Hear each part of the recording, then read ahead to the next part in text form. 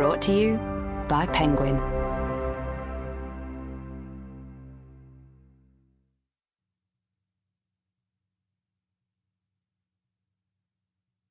The Practice of Not Thinking by Ryunosuke Koike, read by Susan Momoko Hingley.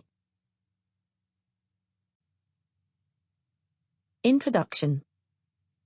All the failures that we have experienced may be attributed to excessive thinking, and in particular the negative thoughts that pop up in our mind.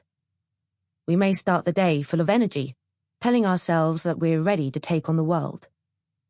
But somewhere along the way, the mind seems to take a direction of its own and tells us to slow down or to stop what we're doing as it's too much trouble. Or perhaps we were planning to take a 10-minute break and our mind decided to make it an hour. These are just a couple of examples that show how our thoughts may not necessarily be governed by our own free will and how they can pull us into negative territory. Our thoughts can get in the way and prevent us from living the way we want.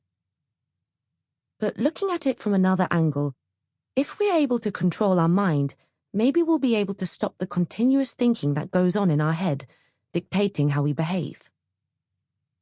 The problem here is that the mind has a habit of looking for stronger stimulation and can get out of control if we let it. Because negative thoughts have a much stronger impact on our brain than a mild, gentle sense of happiness, it's hard to prevent that from happening. In recent years, there has been a tendency to speak about the brain with a sense of awe and gratitude for its functions. But this information processing device that we all have is a rogue entity that continues to forge ahead in search of thought-provoking stimuli, regardless of the effects on us and whether we'll end up suffering as a result. The problem is that the brain continues to churn out thoughts, even when we want to stop thinking. For instance, it could very well be going on with incessant thoughts such as, "Okay, I'm going to stop thinking right now. Wait a minute, I didn't realize I was still thinking. Oh dear, things just don't seem to go the way I want. Come to think of it, the meal I cooked last night didn't turn out very well. I'm starting to feel hungry."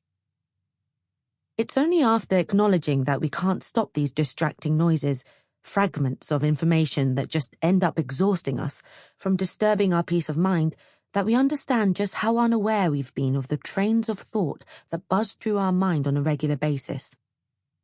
When we become aware that we haven't been noticing how these unstoppable thoughts continue to pop up in our mind, we begin to realize that we aren't really thinking in the way we thought we were or would like to be thinking. Then maybe it's better not to think. But thinking about not thinking only means we're doing more thinking, and it isn't going to prevent us from thinking. We can try to convince ourselves that we've understood what's been happening, but the only way to gain control of our thinking is to practice stopping it. The techniques that I outline in this book suggest ways to overcome our thinking, which can appear to have a will of its own. To do that, we can hone our 5 senses and bolster our perception of the physical. We'll focus on the 5 senses: sight, hearing, smell, taste, and touch, and how we use them in our daily lives, and we'll practice controlling our thinking. We tend to think too much because we can't control our thinking, and that can cause confusion in our thoughts and make our mind less sharp than it could be. Our goal is to stop thinking too much, prevent our thinking from getting tattered due to overuse, and to recharge our energy by practicing the art of not thinking. Once we've done that, our thoughts are sure to be crystal clear and full of inspiration. Part 1. A Thinking Disease. By thinking, we can become ignorant. Withdrawing into our brain decreases our power of concentration.